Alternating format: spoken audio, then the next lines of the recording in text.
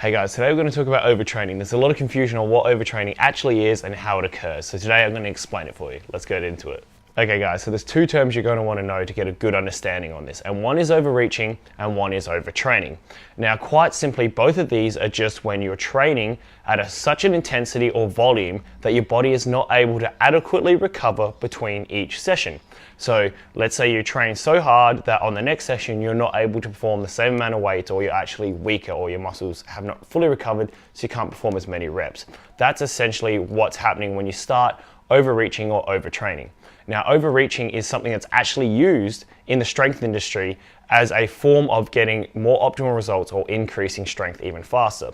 So simply put, you will purposely train with more volume, which is sets, reps and weight, leading up over a 4-week period till you get to the point where performance starts to decrease, meaning weights start to feel heavy and sets start to get hard to get through and motivation starts to decrease. Now this is technically overreaching. You're not overtraining yet. This is the beginning and we call this overreaching.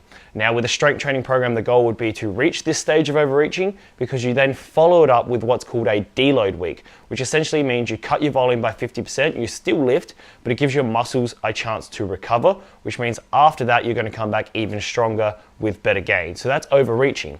Now overtraining is when you're not following a program, maybe you don't have as good a guidance and you're just in the gym doing your own thing, or you're just refusing to follow the warning signs. And overreaching is when you continuously train once you've started to decrease performance. So reps are starting to get harder to get, sets are harder to get through, you can't move as much weight, you're feeling weaker, you're clearly not recovering. This is overreaching. And if you continue to train past this point, now you've done what's called overtraining. At this point, either you're training too much for your muscles or your CNS, which is your central nervous system, to recover between sessions. You're actually decreasing your performance. You're getting weaker and weaker and you're actually losing muscle tissue from overtraining because you're performing too much volume compared to the amount of recovery that your body is able to perform, which comes down to obviously your rest, your sleep, your nutrition.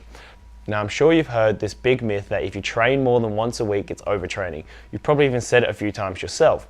Now this can be true, but what you've got to look at again is the variables and the bigger picture. So I'll break it down a little bit for you. In fitness, there's no absolutes. So the problem is most people train so hard on, let's say, Monday International Chest Day, that their chest is still sore and hasn't fully recovered till a week later, so they train again.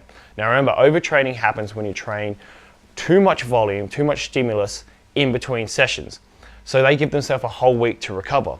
Now then, it's obvious that the idea that if they throw in a second session maybe midweek on Thursday and try and hit chest again, there's no way they're going to be able to perform at a high enough intensity and actually be able to create muscle growth. Now here's the problem. They're not thinking about the bigger picture, which is the actual total training volume. For example, you could half the amount of volume that you did on your Monday session, be able to recover and train again on Thursday if you only did half the amount of volume. Instead of saying doing 30 sets on Monday and then waiting a week to train, you could do 15 sets on Monday and 15 sets again on Thursday. Now this is really simply trying to make you see that it's about the amount of volume, the sets, reps and weight you use, not just the amount of days you step in the gym. Just because you step in the gym a second day doesn't mean instantly you're going to be overtraining and you can't see any growth. You have to control the variables above that. Now, why would you even want to train more than once a week? Well, if you're a natural, you 100% want to be training a muscle group more than once a week, ideally 2 or 3 times. And that's because there's this thing called muscle protein synthesis, which is simply the hormonal responses which cause your muscle to grow. Now, that only stays elevated up to 72 hours after a given weight session. So if you train chest on 8 p.m. on Monday, by Thursday at 8 p.m., that muscle's not growing anymore. So from Thursday till Monday again, when you train again, you're not getting any more growth in your chest. It's a huge missed opportunity to get as much growth as possible. But the problem is you're training too hard to be able to train twice a week. You're missing out on this growth response. So as a natural, your idea is you want to train enough to stimulate muscle growth, get the hell out of the gym, get home, recover, and come back and train again 2 to 3 days later. So like I said, the bigger picture is controlling those variables, controlling the amount of the sets, reps, and weight that you use. So instead of beating the shit out of your chest on Monday and waiting a whole week to train it again, you should go in and just perform more than you've done before. 1 rep, 1 set, 1 kilo more than last session will be enough to stimulate that muscle growth. Then you go home, you eat, you recover, and you come back and do the same thing 72 hours later. Now you've got 2 growths in 1 week for that specific muscle instead of 1. It's far more efficient and you're gonna get much better results for it. So that's about training smarter for you guys. That's about periodization, which I'll do another video on. And if I've already done it, I'll link it up somewhere here for you guys to see and go have a look at it. It'll be in the description below. So just remember that you can't just blanket black and white say what is overtraining and what is not. What's far more important is about the bigger picture and what you're doing in a total week. You can be overtraining if you're doing 100 sets on your chest and you can't recover by the next Monday. Or you could train every single day and just do 1 set of bench press and it's not overtraining. These are the things you have to look at, that there's many different ways in order for you to see your results. But training once a week is not optimal. Ideally, 2 to 3 times per week is where you want to be with your training. Now obviously that means it's not the same old training if you hit 1 body part every single day, which isn't efficient.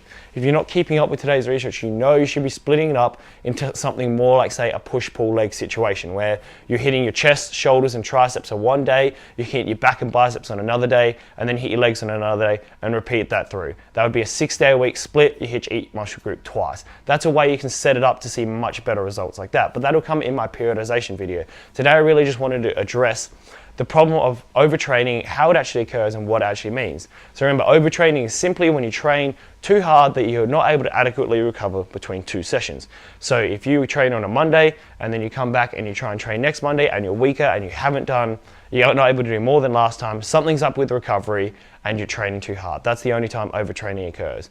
You can train as many times as you want in a week, as long as you're controlling the training variables of the total volume you're having and your recovery. That's what it actually comes down to, not the amount of days that you train. That's much bigger picture, much bigger issue than just the amount of days you train in a week, guys. So hopefully that was helpful.